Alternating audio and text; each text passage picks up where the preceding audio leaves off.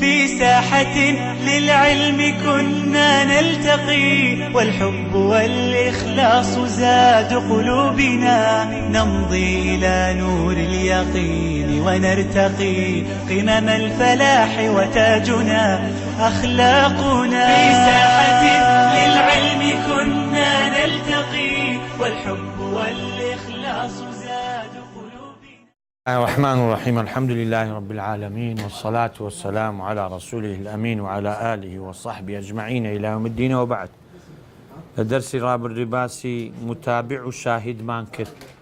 قوتوان متابع ونفسي حديثة سبا لفظ سبا معنى، بس أقاتو همان صحابي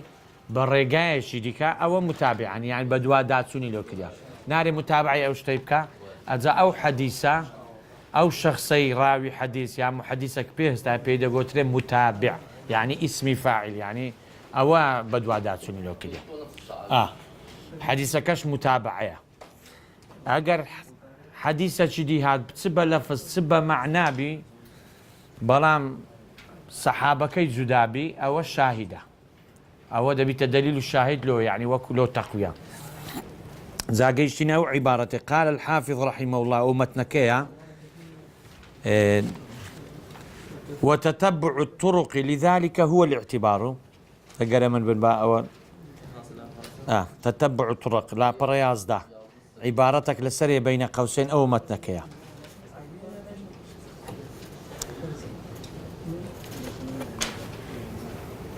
تتبعه يعني بدوا داتسوني لوبكي رجاء كان طرق والرواية حديثة كان بدوا داتسوني لوبكي لو تقوية أري أو عملية. وتتبع الطرق لذلك هو الاعتبار، يعني محدثك فيه رستي حديثة شي بقوة ركا نما نقول شاهد متابع لو تقوية غرز لوي تقوية هي سيدي كنيا، يعني يستعطوا قسكت هبي يكبيت تأييد بكاويش كتأييد سن تأييد هبي باشترا أوش أوها حديثك مثلا أقاتوا الصحابة دي سان طريقة كجديني أقاتوا همان صحابة ومتابعة أو زار حديثة شكديني للصحابة شدي أو الشاهدة هم له تقوية أزاري أو عملية أو بيدرين اعتبار طرق الاعتبار. حديث بيني شاهد متابع له حديثك التقوية أو عملية اعتباره، يعني اعتباره بهند ورجلها أو عملية بهند ورجلها قيمة درايتيتسيا تقوية. هذا الشرح كيتسيا يعني أن الاعتبار ليس قسيما للمتابعات والشواهد أديتسيا، بل هو هيئة التوصل إليهما من خلال البحث والتفتيش عن المتابع والشواهد في دواوين السنة كالصحاح والسنن والجوامع والمعاجم والمشيخات يعني والمشيخات والفوائد وغيرها. استوانا باسكين اعتبار أو طرق أرنية بشك بي لا شتيشت متابعات شاهد بركو عمليك ديانجيني تيجدي متابعة له حديثة شي أو ديانجين تيجدي شواهد له حديثة شي ديانجيني تيجدي أو عملية سونيتي كيفية سونيتي جاندن بيكا أو دو طريقك حديثة طريقة كش عين الصحابة أو أبو متابع أو عملية محدثة كابيرين اعتبار هي أي توصل إليهما يعني إلى الشاهد يعني الشواهد والمتابعات. أو من خلال البحث والتفتيش. استلزمان عربي اشتكى استقصائي بيرين استقصاء يعني بدوادات سوني بو كي بوردي لكوريا وبحثي بكي أو استقصائي بيرين تفتيش وبحثيش مرادفي بينا يعني ليه أكوري توا تفتيش رواية وطريقة كان كأزاري أو الشاهد أو متابعة باش لتسا لدواوين يعني ديوان جمعي دواوين مقصدي أويا دواوين السنة يعني متون السنة عفوا هو ليرة ما بس أويا دواوين السنة يعني متون السنة متن ودقة كان السنة للصحاحة كان بخاري ومسلم وابن خزيمة هم صحاحنا صحيح ابن خزيمة صحيح ابن حبان مستدرك حاكم كأوش للصحاح حسابه يعني لبابي مستدركاتش أطوان برين والسنن أو وشي ترمذي ونسائي جوامع مثلا أو جامع الترمذي هي ونيا جامع الأصول هي أو أنا جوامعا معازم معزم طبراني معجم تمراني أوسط وصغير وكبيرها مشيخات برين أوها معناي أوي أو كتابية أتو مثلا سن شيختنا هموت لكتابي خو بس سمع لوان وركديت زمعت كديا وتأليفت كديا لا تسن شيخان الجيلبوا هموت ليرتو ماركدا تقريبا نزيك معجمي سوكا أويا بلا معجم سي فرق معازم يعني منطقي خوي سن شيخي لو منطقي جيلب ولا منطقة ولا ولاد خوي ولا شوي نجدامها بس بحروفي تيا ويش بحروفي معجمي ألف با تا ثا جيم حتى حروفيها لا تسن الشيخان جيلب وهم تصنيف كديا لما الشيخ كانوا يعني للشيخ كان يعني لو شوينانيك لو ما مستاي جلب هم تومار كديا سمع اما استفاده كان اهل حديث لوي كلتسن شيخ جلب او هم زمع كديا او كتابش معنوي ناوي الشيخ كان هم خر كده ولا بهند بير مشيخات يعني مشيخان فوائد مثلا كتاب هي فوائد حديث شيء فائده لو حديث درس فائده ما يستفاد او فوائد وغير يعني هر غير كتابك كبنوع التعريف كامو باس حديثة أري بقري تفتيش كيو بحث كي لو كتابانا أو أتو أجيا هي أي توصل إلى أو اعتباره كسيلة وين نجيش بما بس يعني ثم المقبول أو زارهاتو سر أوي بشتش كهي لحديثي مقبول هيتمان محكم هيتمان مختلف الحديث لما شاهد ثم المقبول إن سلم من المعارضة فهو المحكم أجا قوتيان أو حديثا محكمة يعني اختلاف تيدانيا معارضينية أو محكمة يعني محكمة وحكمي بيدكري وعملي فيها هيك شيء أو ما زوربي حديثة كان ما محكمة يعني إنسان أمن مثالة لو تناين مبرم الله أو حديثة محكمة هر حديثك عملي بيدكري للظاهر دا معارضي نبي حديثك كدجبوي نبي أو بيرين محكم ها أزيستا بيناسكا فيز بين الشر دري هذا تقسيم الثاني للمقبول دري أوج بشي دوما يعني ديسان بكي تقسيم كي بكي بش يعني بشكاني مقبول لانجكاويستيا وهو تقسيم إلى معمول به وغير معمول به هيتمان هي عملي بيدكري وشي محكمي استعوت لفظة لأصول فقه الشيء إن شاء الله لمستقبلا كأصول فقه عندي أنا وش زابي حديث معناه محكم يعني حديث أي شيء عمل بيكراوه وتطبيق كراية لا أحكام شرعية استفادة يعني لك العلماء واشا زار ليرة أري تقسيم إلى معمول به يعني أو زارت شوي نبشة كا لزاوية كتماشي حديثة كان أو حديث عمل بيكراوه يعني معمول به وغير معمول باشا أو باشا لأنه إن سلم الحديث المقبول من المعارضة فلم يأتي خبر يضاده فهو المحكم هو لو يشرح كدي استرجينا اصطلاحا أريء السلامة بو أو حديثة كمقبولة قبول كراو حديثة لا حديثة للظاهر ده معارض بها حديثيش دش بديك دنيا بلام لو مجتهد كي هش تعرون نبويتو مش كما طلبة علمي أمنا لو عالمي مجتهد لحديث يعني فقيهة أصولية أصول فقه وفقيه أوانا لو يودرنك وي أجل الظاهر الذهن وفكري وي أو دو حديثة دش بغي يقدبن أري حديثي كاكا أو عمل أجهيز دجيب نبو للظاهر هيش تعولو يرون نبويتوها هيش دجينيا ومحكمة والله لولا لو يودرك بفهمو ذهني خوي الله أو حديث أنا دش بيقديا هو للظاهر دش بيديش أنا جيش تفهمي تجيش أو معارضة بلام أوش علماء جمعيها كده كدين السري دين السري أري هيتس فلم يأتي خبر هيتس خبر حديثنا زدي بي أو محكمة هذا اصطلاحا هو الحديث المقبول السالم من المعارضة أجي قلت أري محكم سيأتخين يعني أو حديث كقبول كراو وعمل بيكريو سالم أو الزدينية معارضينية حتى للظاهر الذهني ما فكري لونه سبري والله حديث دش بيكن زور اعتيادية استزور حديث مان هي للظاهر ده ها بتيجيشني ما دش بيك برام علماء رحمة إخوة النبي تيان لو نشتينه هميان شي كديتو بابتو هاتيجيش أو ما بس بيغمر صلى الله عليه وسلم ليرة أو هاي ليرة شوها أزاوها هموش ترجيحاتي هي أجر معارض ولا ظاهر بالذهني ما هموك حل كراية استادين الصريح وأمثلة كثيرة لو نمونا منينات كم مثال حديثي محكم زورة هر حديثة شري معمول به مقبول غير معارضة ومحكمة، يعني بينها نمونة شو دري، وأمثلة كثيرة جدا. فأكثر الأحاديث محكمة سالمة من العارض.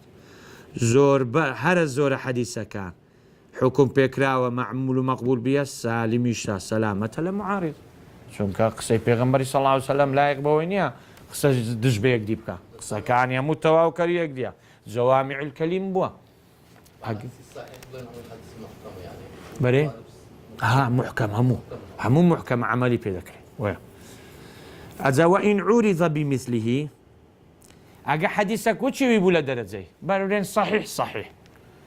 یان صحیح حەسەن مشکلە نییە، مەعلاقەمان بە دەرەجەکاندا نییە. ئەوها بەرێ تەماشاکە لە ظاهیر عوریض بمثله معناوێ صحیح بوو یەکە چکەشان لە ظاهردا دژ بەوی بوو بمثله يعني وچوی صحیح. فإن أمكن الجمع فهو مختلف الحديث. ئەجا هات ئێستا لە محکەمی تەواو بووی، محکەم یعنی لە ظاهردا دژی نییە، ئەو جارە دێنە بەشە چکە واتە حەدیثەکە لە ظاهری اختلافی کەتێ وچی خۆی یان حەدیثەک درجة لوي كمتر، مثلا صحيحة حسنك دجيبو يعني صحيحة دجيبو. أو بيرين مختلف الحديث يعني أو حديثك علم جزور قال علومي حديثه، يعني أن الخبر المقبول إن عرض بخبر مثله مقبول صحيح أو حسن. واري خبرك مقبول حديثك قبول كراو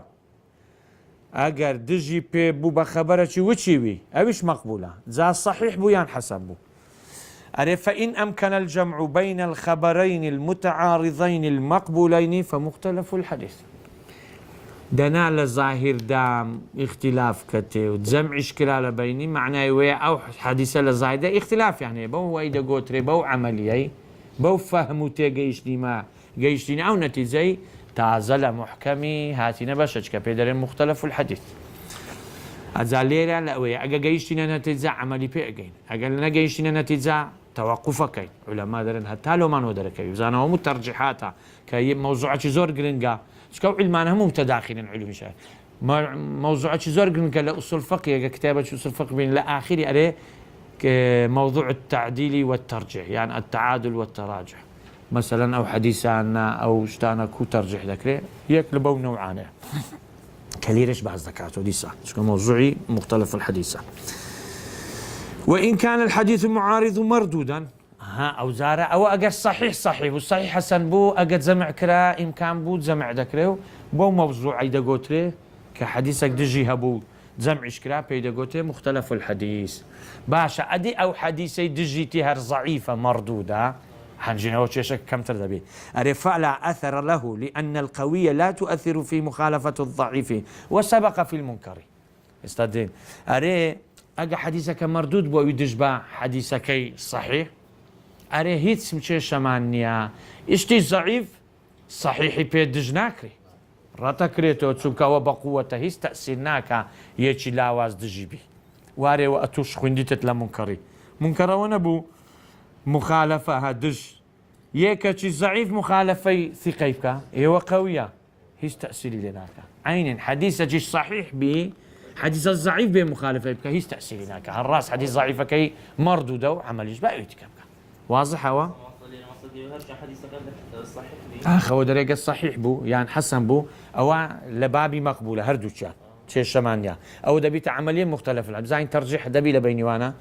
ترجيح دبي هردوك عملنا دتواني بيبكين لآن واحد لو مو دركتي زمع أخوي عمل بيكدن زمعة استاديت سري يكك لتاريخ دا بيشتر قوتريا أو دي با باشتر دبي تنسخ لو دي ناسخ ومنسوخ دستو عمل وياك لوجوه ترجيحاته.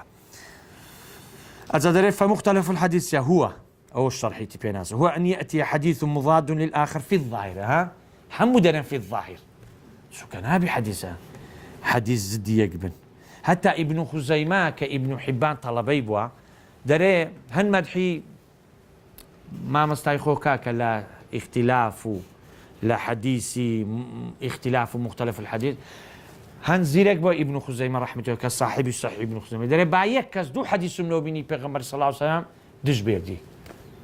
هن عالم بولوي حمو حديثه كاني تاو تو كده دري بايك كز دليلك منو بيني دو حديث منو بيني لظاهر يعني كاوتي جيشتيا مختلفة عمل بيني عن تأليفكم يعني تزمع باقسەکە و لۆ بکەینەوە تا خۆشترە ئینسان بە ئیستئیناز بە قسەی وام کا بەڕاستی.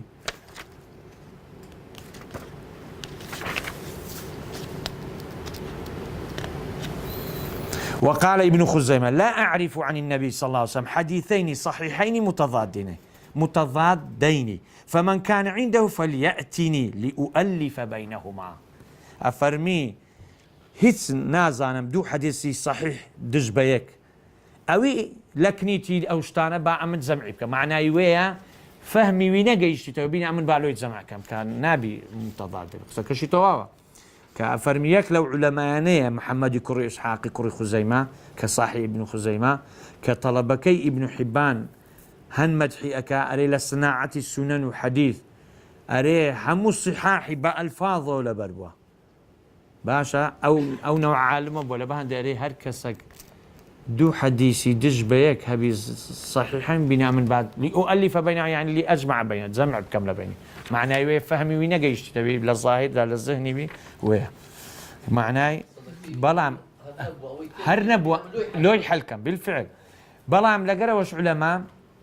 أريك للظاهر دا لو من أنجو إنسان وتي دقا كدخوين توا علماء حاليا كديا حتى أوتش الشميني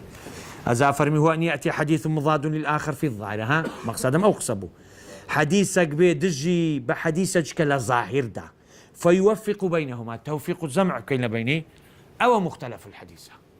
بو حديثي دا قلت مختلف محكم هيش شيء يعني مختلف حديثك زدي راوسي بظاهر دا كتوفيق الجمع كي كبوجوه ترجح دينه وياك باس أخو أكا ابن حجر أفرمي أو مختلف الحديث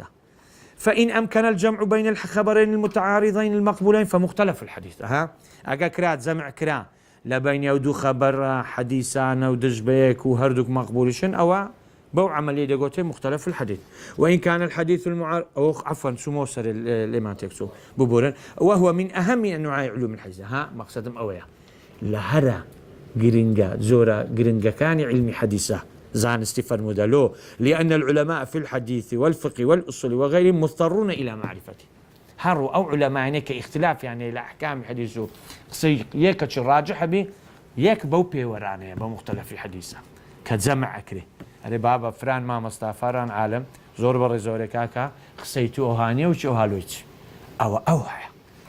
هسه هروا برو اختلاف أو كتابة مذاهبنا ويان فقه مقارن وأدلة كان هروا وشتاني تدا زورش تدا عالم كاتيش تكيزوات الشريعة ترجح بقسوي علماء درين ببيوري ويقسوي راجحة لولا بريك دوسة هو عملي مختلف الحديث هذا أفرميك لتزور هرقرن كان علمي حديث علوم لو بتزمع كدو يك لعلم كان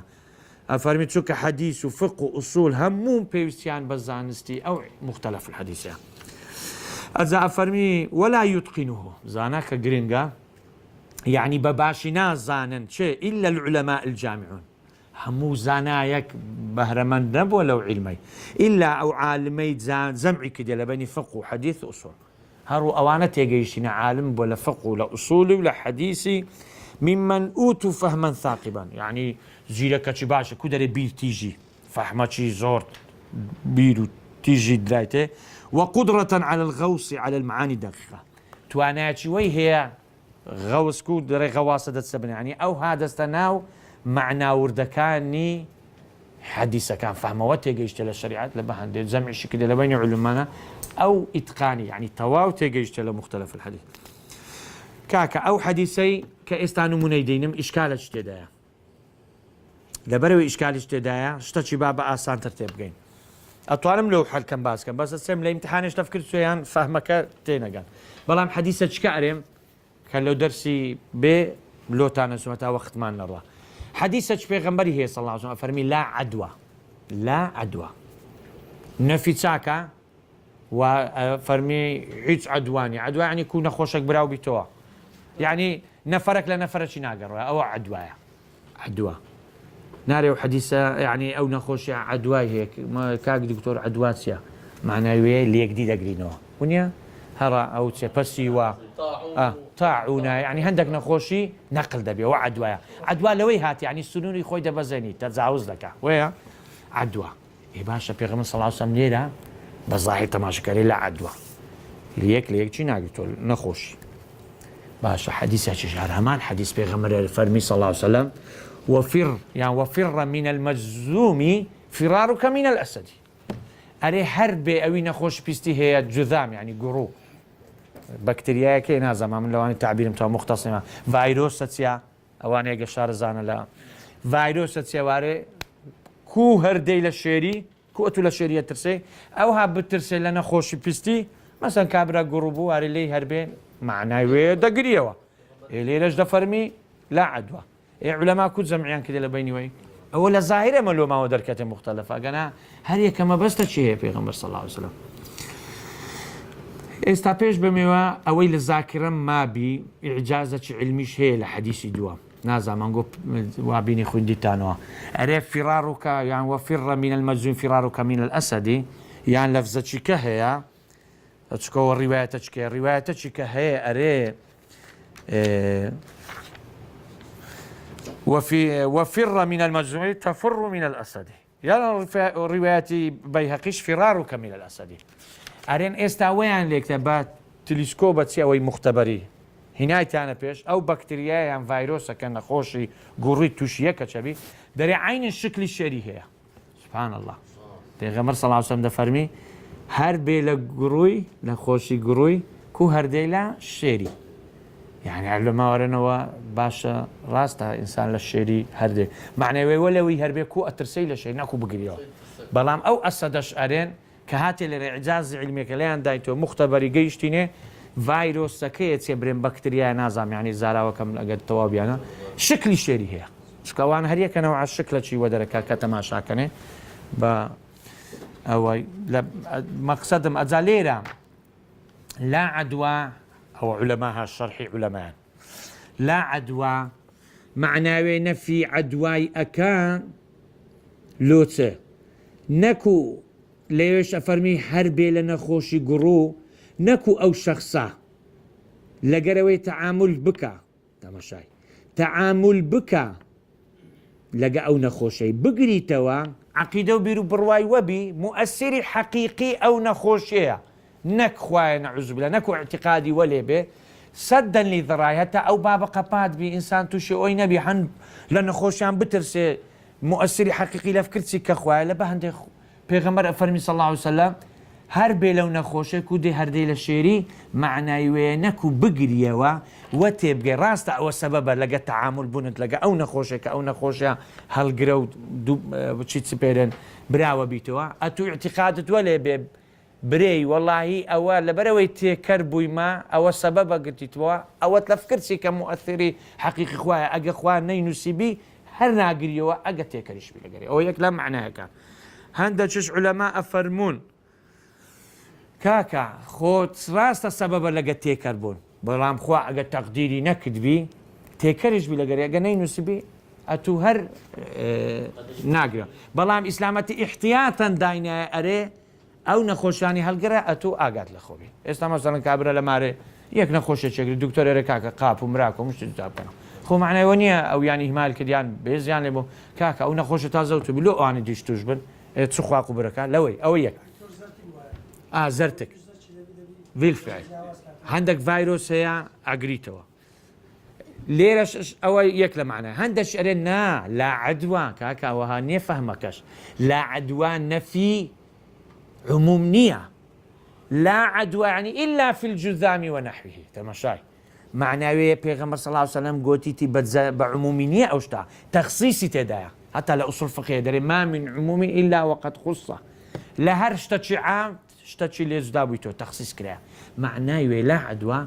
إلا في الجذام ونحوه معناوية راستا بيغمبر صلى الله عليه وسلم حديثة كوية لا عدوى نفي كديا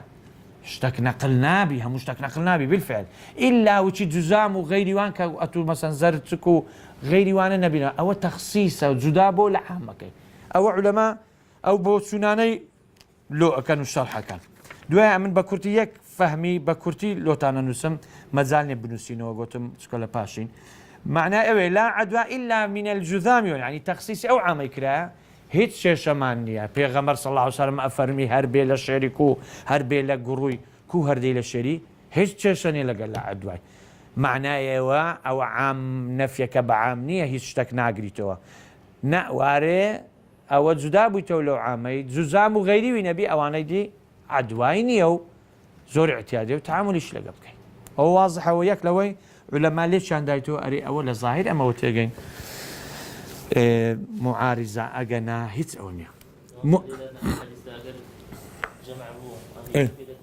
ئیش بێکرێ معنای وەیە لا عدوە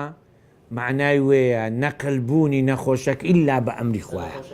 وەلەو ئەگە تێکەریش بیئەت و دەگەری سەبەبە بەڵام کەواتە ئەو نەفیە لا عدوە عدوە نییە ئللا لە چ نەبی ئەو نەخۆشیانە نەبی کە ئەگرتەوە دەگوازێتەوە بالفعل جاوێ دەگوازێتەوە چکە ناتوانین ئینکار بکەین تا لە حەقەتێ و علم ئیسباتی کردێت دەگواز بەڵام ئەگەر خوای تەبارەک و تەعالا لەگەرەوەش وەلەو دەبی احتیاط ئێستا لەما قشتەی جوانەکەن ئێستاش بەفکرم مایە لە کولەی خوێنمان لە عەقیدەی تەحاوی ابن عزي عبد السلام كإمام طحاويش ديني أو شرحي كده رحمة أفرمي تعاطي الأسباب لا ينافي التوكل يعني كابرا بري والله من توكل من السخوة تواو يشيناك أو حق التوكل وهانية بشتم بخواي بستم أسم إيشيك ما تأخوار رسقم ده بەڵام پاردەمە برێم وچیان گۆ لە کولان چی دێتە دەرێ کولانکەوەیە ئەو کونیانە کرد لە سۆبەی دارانوە نەبوو برێ دێتە خوارێ وەڵا جا زۆر مەسەلە لەسەوەی هێدەرن کابرا وەی زانی هەر ئەوەیە گوتی وەڵی دەبیت ئەوە بکەم تەزوو بە بکەم ئەرێ خوار ڕازقە مهم خوار ڕسقی داوەفکردم نەمایە شتەکە چێ بەس خۆ معنای خوانەی گوتیا ئەرێ کاکە ئەوە ڕسقەکەوەیە تو حەڕەکە چی بکە ئەدگاتی عینی تەوەکل باوێ پشت بەخوای بەسی لەسەر ڕسق بەڵام شیشی لۆکە ها تعاطي الأسباب يعني استعمال تعاطي يعني استعمال بكارهناني هو كاركان هولا دم ويشيكموا بران بري حرار هولا دم منافي دجبة توكل نيكاك وعيني توكل علماء كاتو هولي لوبتي خوارس قد لو ديني بس اتوعد زلي مكاها حركة تشبع او كيشتي او يا علماء فرمنا وها زاليرش مقصدهم يا خو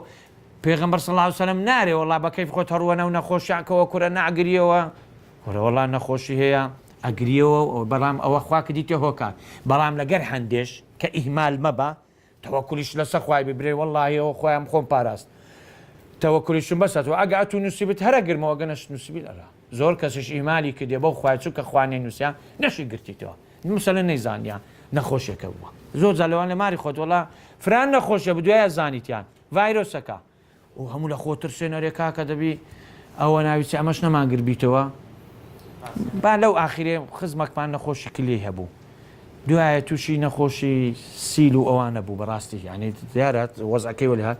یعنی مارە هەموو زراویان چۆ گوتیان مندار دکتۆر گوتبی منداری گچکار نابیستە نێزیی مەسەن برازای هەبوو لە مارێ ئێ وەڵات چۆن زار چوبوونەکردی چونکە خوا نەینووسی بوو بە ئەمری خۆخوا ڕەحم بە مندارانەکردن نەکردەوە بەڵام لەگەر هەندێش خۆیان پاراست هەموو شتیان جودا کردەوە چی زانیان ها خوانەی نووسی بوو توش بن ئەگەر نووسی با توش بوو بە ئەمری مؤثری حەقی خۆیان خۆشیان پاراز بەدەبە هەر توش بە ئەوەیە مەقسەدم حەدیسەکەی ئەوها بە ظاهر بە ئەسادەی لا عدوە معنای وەیە نەفی عموم ناکا پێغەمبەر صلی الله علیه وسلم معنای وەیە هەندێک شت ناگوازرێتەوە ئەوە عامە ڕاستە بەس تەخسیسی تێدا هەندێک جودا دەبێتەوە وچی جوزام و غەیری و چێ و کاکەوەی گۆ نەخۆشە گوازراوە بالفعل لەوەی دێتە دەرێ بەڵام لەگەر هەندێش خۆ پارێزم تەوەکل لەسەر خوای تەواو هەیە هەندە ترسێدار و بەردی لێ ئەبیتەوە ناکاکە خۆپار خوێوە جار بەشە ئیشەکە تەسخیمە بکە بە ئیعلام بەڕاستی قەیدی نییە زۆر باشە خۆ پارێزە گەزانەوە بەس ئەوە خۆدار و بەرد نەبوو ڤایرۆسەش ئەوە بچەوە بەخوای جاروێ دەبکەنە شتەچەوە مەشغول پێکردنی خەرچیە غولو یعنی هەن زیادە لزوم خۆ پارێزی دار و بەردی لێ دەبیتە ئەوە نه ونیا بالفعل ئەمزانە دێ یعنی ئەوە جوانە قسەکەت تەواو ئەجا مؤلفات مختلف الحديث ئەگەر بچینەوە لەو حەدیسانەی کە جەمع کرایە و خڕکرایتەوە ئیختلافیدا نمونە زێتر ماوە دەستکەوێ یەکەم کەس ئەو ئیمامی شافعیە بزانە ڕەحمەتی خوای لەبێ دەستی باڵای هەبووە لەو عیلمانە یەکەم کەس نووسیتی لە اختلاف الحديث إمام الشافعي اختلاف الحديث للشافعي تأويل مختلف الحديث لابن قتيبة ككتابة مشهورة زور دي تيتان مشكل الآثار لابن جعفر أجا بقى رواب زام لي رهيج كبا زور بي استألوان لو وقتي نبي نوا أجنا كتابك مشكل الآثار لإمام شيا لأبي زعفر الطحاوي إمام الطحاوي كعقيدة الطحاوي شدانا يوم بزانك تازه بس ما يوم بس يوم كن بري والله بجمار نازم شو براستي مراجع عنا كده إنسان روي بري بلام أويل ظاهر فهمي موتي بجين أو أنا دش بيكن أو أنا هم خريان كديتو زمعيان كده لو كتب أنا حليشان شيان كديتو كاكا ومعناه هي ما بس في صلى الله عليه وسلم ليلا ليش أويا است حديثي دي كده لبابي نسخ لظاهر دعوة تبقي أو دش بيكن بلام تماشى دكي ونسخ أو هر حديثك حكمنا معه أولى أولى راجع لوته معناه وإن عرض بمثله فإن أمكن الجمع فهو مختلف الحديث كأنا قرأ عبارة سلوين أجي فهو مختلف أولى يعني أولى شيء مقصدي لنا يعني إن لم يمكن الجمع بين الحديثين المتعارضين أديكاك أو الزاني مع إمكان جمع بو أجر جمعش نكره أو حتى خطوة شدي كاكا بما ناكر إمكانية مثلا عالمك جيشت أو نتيجة كاكا والله من ناتو عن إمكان الجمع لبينه ودو حديث يمكن كاكا راوست حديد كش ما بيه هيشتا خطوة أو لا بلام اشتكبوا وثبت المتأخر فهو الناسخ والآخر منسوخ معناه ويا أو لا أجر نكرا جمع لبين حديثي متعارض كقلت مع الظاهر فلا يخلو لو يدرناتي إما أن يعرف التاريخ ثبت المتأخر يعني للتاريخ زاني من أو حديثا لزمن لدواي هاتيا باشا إما أن يعرف التاريخ أو لا يعني ده زاندري تاريخي حديثة شي كبيغم صلى الله عليه وسلم ولو ساري قلت ولو ساري أقوابو أوش حلك أسانا فإن عرف المتأخر زاندرا أوت لباشا هاتيا حديثك متأخر لدواي هاتيا لزمن فهو الناسخ والمتقدم والمنسوخ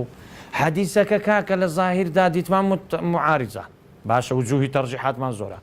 ككرات زمع لبين يقدر أو مختلف الحديثة والله كاكا بيمناك لتزمعك راوست اشتش كمان هي أجازاندرا زماني حديثة كان برين بيغمبر صلى الله عليه وسلم أو سار أو حديثة يقول سارج كحديث أتوش لظاهر بيد دجبيكا كاكا حديثي دوم لدوي هاتي تأخير ترى ناسخة لو أو حديثي بيشت المتقدم منسوخ يعني نسخ رايته ناسخ يعني أوي نسخ كريته اسم فاعله أو اسم مفعوله أزاول نسخ اصطلاحا سياتكو هاتينا موضوع شدي هو رفع الشارع حكما منه متقدما بحكم منه متأخر يعني الشارع كخوايا هليقر حكمي أو حديثي بحكمي أو حديثي كتسيب هريقت متقدمة كلا بيشاتيا بحكمي حديثك كلا دوايوي هاتيا استانو مونا مهني باشا تدقان باشا قرينجي زانيني نسخو منسوختيا لا علمي حديث ولا أصول فقهية أهمية معرفته معرفة الناسخ والمنسوخ من الحديث علم مهم علمك مهمة ناسخ منسوخ لحديث بنزان لا ينهض به إلا الفحول شيء يعني بهرستي بو ناسخ منسوخ آقادار ببزاني بهرستي بو إلا الفحول من المحدثين فحول كدري فحولنا فحل يعني بخوي باسي فحل يعني نير كدري ما شاء الله ونير بياوه نظام عندك مدحكي لكرديدا فحول أويا يعني كدري كلا بياوي جوامير لعلماء أو ها تعبيري اللي بدينوها محدث فقهاء إلا أوان بهرستن زيدك كان يعني وهو من ضرورات الفقه والاجتهاد بالفعل لضرورات الفقه والاجتهاد يعني عالم جايك لو بيواراني ناسخ ومنسوخ لك النبي نزاني اجتهادك وترجح لبينه وياك لو جوي ترجحها ناطواني جمع وترجح على بين أدلة أو راجح ومرجوح إلا بوي نبي أدي ما يعرف به النسخ أدي أما بتسبزانين أو النسخة أو ناسخة ومنسوخة وش الآسانة يعرف النسخ بأمور بس ينشتك زانين يكمين أو لحديثة من بعض كم كأصل فقش أصلا يعني لحديث يعني لقرآن تصريح الرسول صلى الله عليه وسلم كحديث تصريح يعني بزاقي بيغمبر صلاحة نسخ كاتوه أو بوي جزاني مثلا أمرك قوتي أولي دواية دري وازلو أمري بينا لو ويقوتيا أولي لو إستاش نهي لك إستا حديثة كم نزل شرح كين لو أنقشر آقادار جيتانا كنت نهيتكم عن زيارة القبور فزوروها للرواية تجدري ألا فزوروها أولي قوتي أمن نهي مني كدن بس نسق قبران برام استحر علماء فرمون لو ويقود الأولي كاكا وانا حديث العهد بوينا بإسلام تعزاتينا ناو إسلامتي عقيدة كباش دانا مزرايا تعزل بتو صنميان وازهنا ترسا ئەگە بستە زیارەتەکان ئەو زارە قبری پەرستن چکە جارێ خووەکە هەیە ئەگە بەر نەبوو زارە قبرە ویاننا پێغەمبەر صلی الله علیه و سلم گوتی تا عقیدەدا ئامۆزێت تەواو کەوە دەساری مەکەیت ئەجا دیتی لە مەدینەی دامەزان گوتی کاکە ڕۆ ئەو جارە هەڕۆن لۆ گوتی فإنها تذكركم الآخرة وني أو كما قال لو أو زاروي جوهرون شو كآخرتان بفكر زاني أو أنا الصحابة دام زران تعزل ويدور مسنو سبت سنمي حتى بقول الحديث ده فرمي أما اللي تانا ترسم لصن برستي بلام لو تاني ده ترسم نونيا يك لو أنا فرمي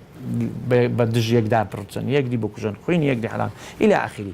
كوات ليلة بتصريح رواه مسلم بتصريح بزقي بيغمر صلى الله عليه وسلم اشتكي قوتيا استانسك كده أو بويز دزاني دو يعرف بقول الصحابي يعني بقول الصحابي دزاين دري بيشان أو هاب بانك الاستوها مثلا مثل حديث جابر بن عبد الله رضي الله عنهما كان آخر الأمرين ها تمشاوروني كده كان آخر الأمرين من رسول الله صلى الله عليه وسلم ترك الوضوء مما مست النار أو حديث باسيتيا حديث بيغمبريه صلى الله عليه وسلم قوشتي حشتري بخوي دەستێژت دەشتێنی ونیا بەڵام ئەو حەدیسە نەسخ بوویتەوە بە چ زانزانی ئۆتە جابری کوڕی عەبدوڵڵا فەرمی ئاخری ئەمری پێغەمبەر صلی الله علیه و سلم پێش وەفات بکات لەسەر چ بوو دەستنوێژی تەرکە کردو نایەشتەوە لەو گۆشتەی کە بکورێ یعنی مما مەسەتی نار یعنی گۆشتی بکورێنی گۆشت کوڕە ببرژێنی چونکە تەبیعاتی چکە عولەمای کە باسییان کرد پێشەوەی نەسخ بیتەوە لۆ ئەیان ئەیگۆ دەستنوێژ بشێنەوە وشتر گۆشتە چکەی ئەوەیە وارێ تووشی هەوا و غازاتێ بی لە بە هەندێ بەڵام ئاخر شت پێغەمبەر صلی الله علیه و سلم بە قەولی سەحابی بەوەی دەزانین نەسخ بوویتەوە سێمی يعرف بالتاريخ ئێستا لۆ تڕۆ نەبیتەوە بە تاریخ و زەمان دەزانین ئەو حەدیسە مەسەلەن ئەو سارەی هاتی ئەو حەدیسە ئەو حاسە بەوەی ئیشکالمان لۆ حەلەبی کە و باسی حیجامەیە كيستا أو سنة زور باو وخلق زور بهرستي مثل حديث الشداد بن أوس مرفوعا رفع يعني قال رسول الله صلى الله عليه وسلم أفطر الحاجم والمحجوم حديث پیغمبري صلى الله عليه وسلم فرمي كابرا بروجي بي أوي حزاميك وسطك حازمة محجوميش أويش لو يكلي هردك روجيان دشي هو حديثه صحيح باس أوي دكا محجوم أوي لو يدكره اسم مفعول أو حديثش كمان ابن عباس رضي الله عنهما يودي شداد بو أن النبي صلى الله عليه وسلم احتجم وهو صائم هو الظاهر ده متضاد فاشا بيغمبر صلى الله عليه وسلم فرمي حازم ومحزوم أوي أكا وأوي لو يكري هردوك روجان دشي إلى راري حزامي كده وبروجيش با علماء زوان حلكان أوش كلا بخاري يدومي بين الإمام الشافعي لاختلاف حديث هرب قريود بياني كده له إمام الشافعي بياني أن الثاني ناسخ للأول كاك حديث دوم ناسخ للأول إمام الشافعي سون رحمة الله لأن شدادا كان مع النبي صلى الله عليه وسلم زمان الفتح سنة 8 أري شداد لقى بيغمبري بوساري هشتميني هجري كفتح مكة بو لقى بيغمبري صلى الله عليه وسلم بيغمبر صلى الله عليه وسلم واحد زي قولها راس لي روايات كده إيدو ومين معنا بالزمان في السنة 8 فرأى رجلا يحتجم في رمضان هراج قلت أفطر الحاجم والمحجوم بيغمبر صلى الله عليه وسلم ما هو يقول ديتيكك لرمضان حزامك قلت هردوكتان روجي تنشكا أو حديثة كان روايات كريا جاي لبوا ساري هشتمي هزي فتح مكة الحديث دوام كمتأخرة كقدر الثاني ناسخة لو أول كواتا أو منسوخة أو يتعزمانقو استعوي دي ناسخة نسخية كما كاتوا حديث ابن عباس مع النبي صلى الله عليه وسلم في حجة الوداع سنة 10 إيه ساري ديمي هجري لحجة الوداع بالفعل يعني فتح مكة بيغمبر صلى الله عليه وسلم دو سار هاتو مدينة ساري ديمين حجي كدو مار إلى خرشي كدو قلت لو أنا سارج كأمن هر أو حجة وسنتان بالفعل ساري بدايتي يصدي هجري يعني سنة هجري يصدى بالفعل وفاتي كت بيغمبر صلى الله عليه وسلم يعني علماء فرمون أو بتاريخ زانمان راستا بيغمبر صلى الله عليه وسلم هيج دش بيكنيا أو وقتي أو حكمي دا حكمة تشتري أما لو أنا هم مشتري نجين هر اختبار امتحان بزين سن بابا دبي أو زارا وتي ناشج إيش كشمان لو أسام بدفع الحرز للسلامة كابره هي لو أنا رمضان بكويتا بهاري تنزار ولي هاد كي كابراش عيوة وسنة تطبيقها صحتي باجبي إذا باش نكا لو أنا شايف والحاصل حرز لسال مسلمان لا أكل بتاريخ زاني ما الناس أوش يك لو وجوه ترجيحاتها هيك إشكال ما لنا احتجم بعملية حزاميك يعرف بدلالة الإجماع أو زارب إجماع دا زادري نسخة نك إجماع نسخك نا إجماع رينمائية بيشان الدداك نسخية حديثك يا بيحكي حديث قتل شارب الخمر في الرابعة حديثة شي نصي بيغمبري صلى الله عليه وسلم أفرمي عارة خور أقد زارك هشتا داري ليدرا هذا زماني بيغمبري صلى الله عليه وسلم تسل داربو بەڵام لە زمانی ئیمام عومەر کردی هەشتالۆ دیتی خەرک بەو چلدارەی دانا ئەوە نابی پابەندیە زێدەی کرد گوتی چلەکە ئەوە حەددا چلەکەی دیکە تعزیرە ینی سەرزەنشکردن زێتر هەتا خەرک واز لێ بینی ئەو وەکو حیکمەتەی ئیمام عومەر ڕەزا خوای لەبێ ڕەچاوی کرد بوویتە ئیجماعەوە ئێستا بوویتە هەشتا دار چل نەما باشە لێرە ئەرێگە جارێک عارەقی خوادەوە هەشتا داری لێدا ئەوە گە حکمی ئیسلامە بیت دیسان خوادیەوە هەشتا داری لێدا سێمی خوادەوە هەشتا دار لە چارەمین لێی مەدا ڕاست بیکوژە ئەو حەدیسە نەسخە علەما فەرمون بە چ ئیمامینەوەی لە شەرحی مسلم دینی چکە لەوێش باسی و حەدیسە کرایە باسی قتلی شارب الخمر في الرابعة شەرحی مسلم ئەرێ دەل الإجماع على نسخی ئەوە حەل بوو ئیشەکە ئیمامی نەوەوی ئەرێ ئیجماع ڕێنمامانەکە ئیجماع علەماکە ئەو حەدیسە نەسخ بوویتەوە بالفعل ئەمە لێرە لۆ نەمهینات چکە تەفسیل نییە بالفعل نەسەچیکە هەیە پێغەمبەری صلی الله علیه و سلم ئێستا لە زاکرم هەیە بەس ناتوانم برێم چووکە لەفزەکەم بەفکرم هەیە ئەرێ یەکە هاتەکەن پێغەمبەری صلی الله علیه و سلم چارەمین زاری عارە خواردەوە دیسان لەیدا پێغەمبەر نەیکوشت ئەوە دلیلە فعلی پێغەمبەری نەسخی شتەکانی پێشی کردووە باشە ئەجا والإجماع لا ينسخ ولا ينسخ لكن يدل على ناسخ نە نەسخەکاتەوە نە ئەبیتە ناسخ و منسوخ نە پێی نەسخەکرێتەوە نەبیتە ناسخ نە منسوخ ئیجماع بەڵکو ڕێنمات دەکا بەڵام دەرێن علەما ئیجماعیان کرد کە کاکە ئەوە نەسخەکە ئەوە ئەوەی مەقسەدم علەما ئەو حەدیثانەیە ئیجماعی لەسەرە کە يدل على نسخه يعني مثلا علماء إجماعيان كديا رينميان كدينا كأوي إجماعيان كديا كأو حديثة نسخة بتسيان زاني بو دليلي كتازة قوتم فهمه كم مري تمام إيه تخوا إيه ده باش وصلى الله على محمد صلى الله عليه وسلم في ساحة للعلم كنا نلتقي والحب والإخلاص زاد قلوبنا نمضي إلى نور اليقين ونرتقي قمم الفلاح وتاجنا أخلاقنا في ساحة للعلم كنا